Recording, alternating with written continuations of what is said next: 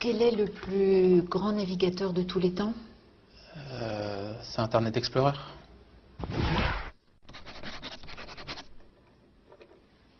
Alors, pouvez-vous me parler, s'il vous plaît, de L'étranger de Camus, et plus particulièrement de la difficulté d'exprimer ses sentiments à travers cette œuvre? Les hommes n'arrivent pas forcément, les êtres vivants n'arrivent pas forcément à expliquer leurs sentiments. Si les chiens, en remuant la queue, on voit leurs sentiments. Enfin, un peu comme les hommes, en fait. On peut voir ça comme ça. Merci. Quelle est la capitale de Taïwan? Médine. Made in Taïwan. Voilà. Oui, nous l'avons encore jamais faite, celle-là. Alors, de quelle œuvre est tirée la citation suivante? To be or not to be? C'est la question. Alors, c'est dans Question pour un champion, avec Julien Lepers. Alors, mythologie grecque, parlez-moi de Plutarque. Vous avez lu Plutarque? Ouais. Alors, on va parler des Amazones, allez-y. Oui, d'accord. Alors, les Amazones, c'est un peuple de guerrières très féroces, plus que les femmes encore. Plus que les femmes? Ça devait être quelque chose, alors. Vous pouvez rien faire. Alors, quelle est la capitale de l'Argentine? Je l'ai vu hier dans Mission Express. Ouais, allez, je vous aide. Je vous donne un indice. Ah oui, Buenos Dias.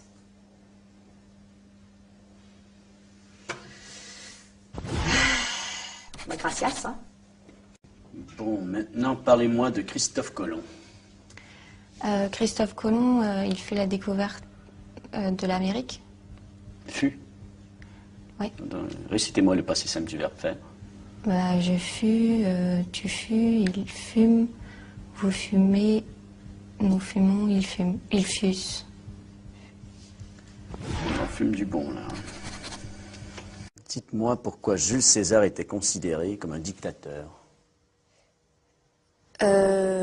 Donc il était considéré comme un dictateur parce qu'il était très capable de dicter plusieurs lettres en même temps, à la fois, d'un coup.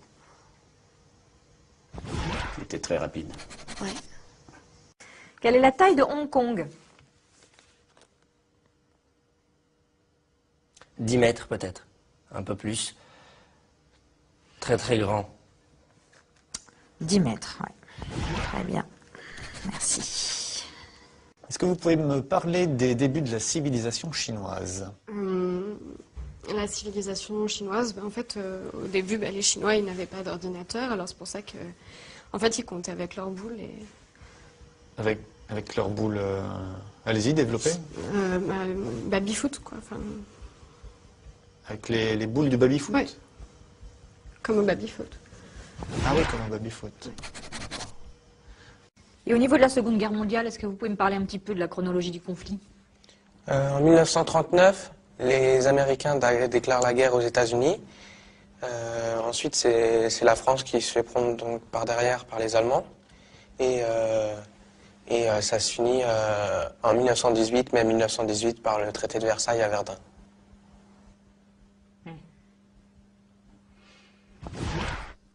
J'ai rien à dire, c'est parfait. Alors, quel est le taux de chômage des hommes et des femmes en France en 2009? Ça, je sais pas trop, mais je sais que les femmes sont plus touchées par le chômage que par les hommes. Ça, c'est pas juste.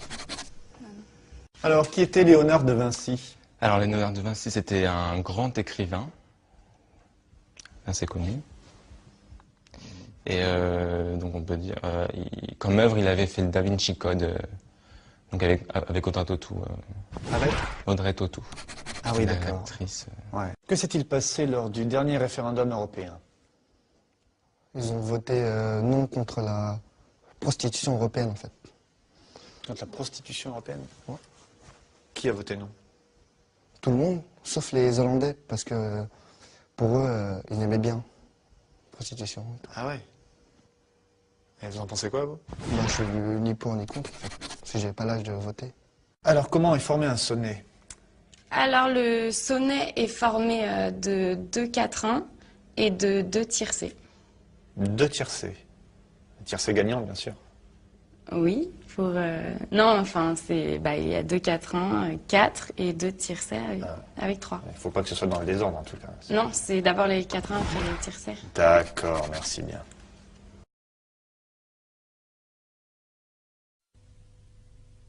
Qui était Galilée? C'est un inventeur célèbre. Je crois qu'avant lui, la Terre, elle tournait pas. Bien. Alors, qui était le général de Gaulle, s'il vous plaît? Le général de Gaulle, il était connu puisque il était dans le dictionnaire. C'était un protestant très croyant. Il allait souvent à l'église parce que les protestants sont très catholiques. Et c'était pour ça qu'il a été enterré à 2 églises à Colombey. Hein? Vous avez eu quel prof? Prof? Oui, prof. Vous avez... Ah, voilà, vous n'avez pas de prof. Merci. Quels sont les enjeux du réchauffement climatique? C'est la glace des pôles qui font trop vite sur la capote glaciaire. Capote ou calotte? Les deux, de toute façon, c'est au même endroit. Ah oui, je vais oublier, c'est vrai. Très bien, merci. Alors, parlez-moi de la loi des probabilités. En fait, c'est une loi en mathématiques qui, on ne sait pas en fait si elle existe ou pas. Ah bon? C'est pour ça, ça s'appelle comme ça en fait. Ah, vous êtes sûr de ça? Ouais, c'est probable, ouais. Mais c'est pas certain. C'est probable ou c'est certain? C'est la loi en fait. Quelles sont les 3 grandes époques de l'histoire de l'humanité? Les 3 grandes époques de l'humanité, il y a l'âge de pierre, l'âge de bronze et l'âge de la retraite. C'est cette dernière qui est la plus longue? Elle dure pas très longtemps, mais c'est la plus importante. Bien, alors parlez-moi des croisades. Donc les croisades, en fait, c'est un voyage qui est organisé, c'est un voyage en bateau qui est organisé par le pape. Oh, c'est super ça, c'est comme la croisière s'amuse quoi. Non, parce que la croisière s'amuse, c'est plus pour la télé, mais en fait, lui, le pape, il organise ça, c'est pour rassembler tous les fidèles, pour qu'ils puissent parler entre eux et tout, mais que ça soit plus détendu. Comment est mort Napoléon? Il est mort guillotiné, comme Bonaparte. Comme tous les rois, en fait. Comme Napoléon Ier.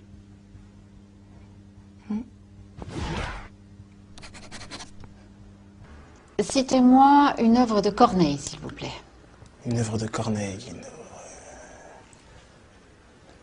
Alors on vit chaque jour comme le dernier. Palapapin. Je continue ou... Oui, c'est un vrai plaisir. Si j'avais su comment la mort nous a frôlés. Alors on vit chaque jour comme le dernier. Parce qu'on vient de loin. Ah ouais, ça je vous le confirme. Déclinez-moi le verbe être. Yes. To be, I be, beat.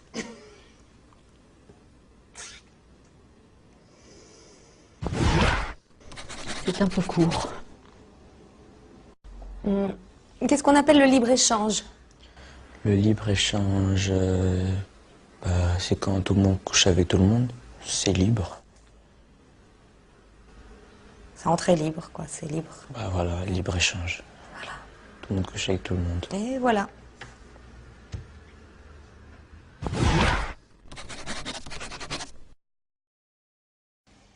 Pouvez-vous me définir l'adolescence? Ouais. Alors, l'adolescence, c'est une période qui sépare la puberté de l'adultère. De l'adultère, d'accord. Et il se passe quoi dans cette période? Eh ben, ça change. Ça évolue. C'est une mutation. Voilà. Alors, qu'est-ce qu'un polygone? Donc un polygone, c'est une figure de style qui a plusieurs bordures. D'accord. Et un triangle? Et un triangle, bah en fait c'est un carré à 3 côtés, quoi. D'accord. C'est des figures qui sont définies en fonction de leur côté, donc.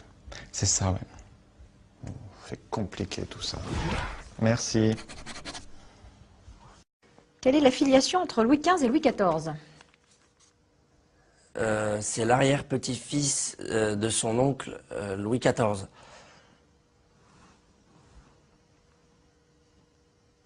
L'arrière-petit-fils de son oncle Louis XIV. Ouais. C'est une grande famille. Pouvez-vous me parler de l'âge de pierre? Alors, l'âge de Pierre, c'est à peu près vers les 30-35 ans. Enfin, c'était un apôtre du Christ, donc oui, à peu près 30-35 ans. Ah bah oui, Pierre. Ouais. Alors l'âge du bronze, vous situez ça comment? Je dirais entre 50 et 55. Alors parlez-moi de la Révolution française. Alors, la Révolution française, les Français s'insurgent et vont prendre la Bastille.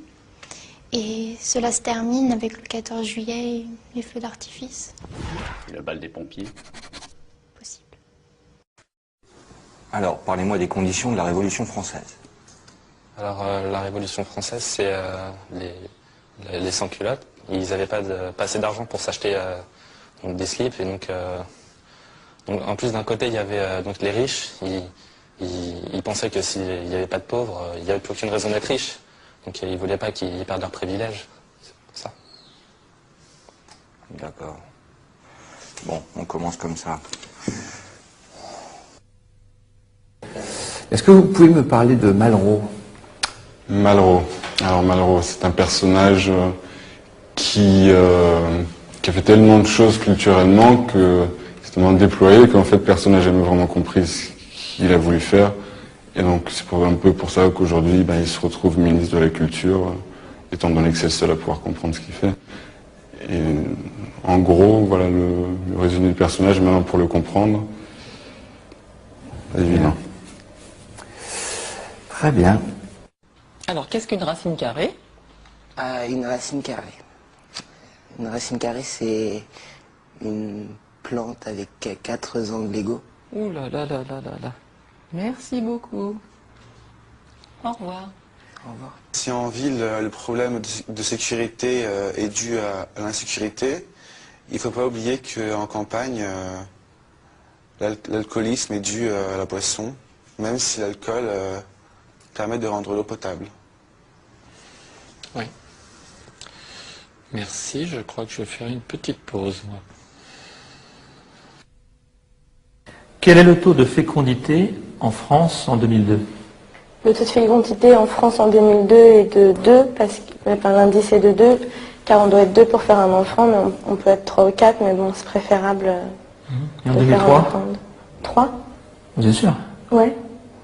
Pouvez-vous me dire qui a inventé le zéro? Ah bah non, ça par contre, personne ne l'a jamais su. Mais bon, il est très utile en fait quand il se trouve derrière les numéros. Devant, il ne sert pas à grand chose. Mais par contre, ce qui est très utile, c'est que c'est le seul numéro qui permet de compter jusqu'à 1. Ah ouais? Donc voilà, ouais. C'est le seul numéro. Et sinon, on aurait commencé à 2, quoi. Le cerveau a des capacités tellement étonnantes qu'aujourd'hui, pratiquement tout le monde en a un. C'est pas si sûr. De Néron? Alors Néron était un grec très méchant, très féroce, qui organisait des combats de gladiateurs. Et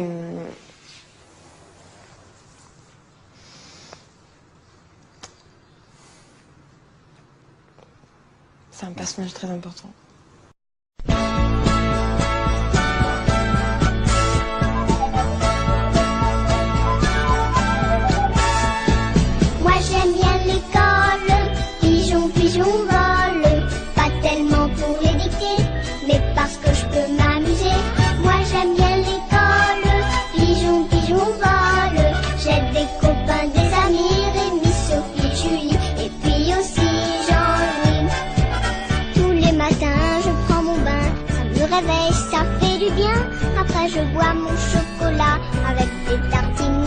ça.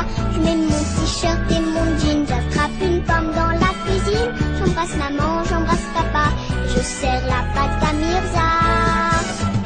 Je prends mes livres et mes cahiers, Jean-Louis m'attend dans l'escalier. Moi j'aime bien l'école, pigeon, pigeon vole, pas tellement pour l'éviter, mais parce que je peux m'amuser. Moi j'aime bien l'école, pigeon, pigeon vole, j'ai des copains, des amis, Rémi, Sophie, Julie, et puis aussi Jean-Louis. Jean-Louis chante des chansons pendant les récréations, il imite Johnny Hallyday. Jean-Louis il est drôlement calé, il sait plonger, il fait du sport, et au judo c'est lui plus fort, il n'a même pas peur des chevaux, il est courageux comme Zorro.